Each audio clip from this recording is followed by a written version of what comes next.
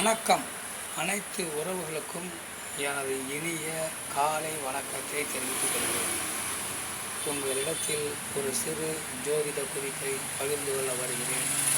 மிகவும் முக்கியமான குறிப்பு. இது நல்ல முறையில் கவனித்துக் கொள்ளவும்.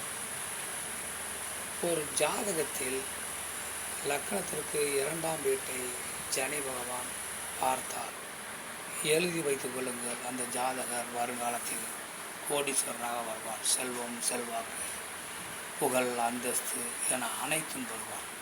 தனது கடினமான உழைப்பால் வாழ்க்கையில் பெரும் முன்னேற்றத்தை அடைவார்.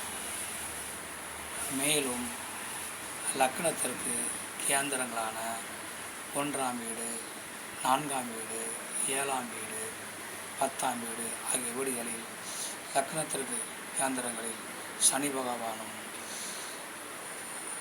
சந்திர பகவான் இருவரும் சேர்ந்து இருந்தால் அந்த ஜாதகருடன் செல்வம், செல்வாக்கு, புகழ், அந்தஸ்து எல்லாம் கிடைக்கும்.